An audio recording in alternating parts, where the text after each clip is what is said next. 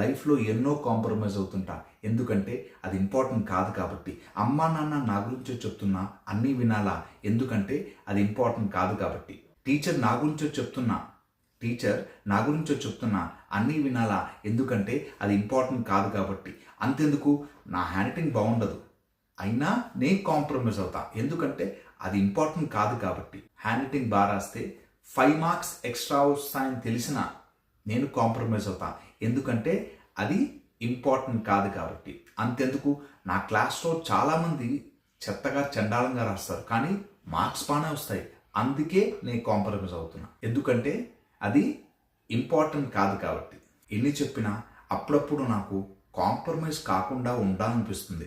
అమ్మ చెప్పిన మాట వినాలని, నాన్నతో శబాష్ అనిపించుకోవాలని, టీచర్ చెప్పింది వినాలని. అన్నీ అవుతాయా, ఎందుకంటే నేను కాంప్రమైజ్ అవుతున్నా కాబట్టి. నాన్న గర్వించేవాడిని అవుతా. ఫస్ట్ హ్యాండ్ రైటింగ్ నువ్వు పట్టుబడతా, సమ్మర్ హాలిడేస్ కదా, నేను రాస్తే వామనాలందరూ నో కాంప్రమైజ్. నా ఫ్రెండ్స్ అందరికీ బెస్ట్ హ్యాండ్ రైటింగ్ అంటే నా పేరే చెప్పాలి, నో కాంప్రమైజ్. టీచర్ చూస్తే నా హ్యాండ్ రైటింగ్ని స్కూల్ అంతా తెలిసిపోవాలి, బెస్ట్ హ్యాండ్ రైటింగ్ ఎవరిదంటే నా పేరే చెప్పాలి, నో కాంప్రమైజ్. ఒక్కటే ఒకటి చెప్తున్నా, నేను గెలిస్తే అంటే మీరు గెలిస్తే, నేను గెలిస్తే నలుగురు గెలుస్తారు,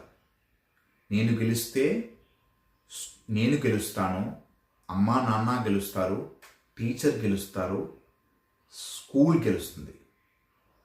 డోంట్ కాంప్రమైజ్.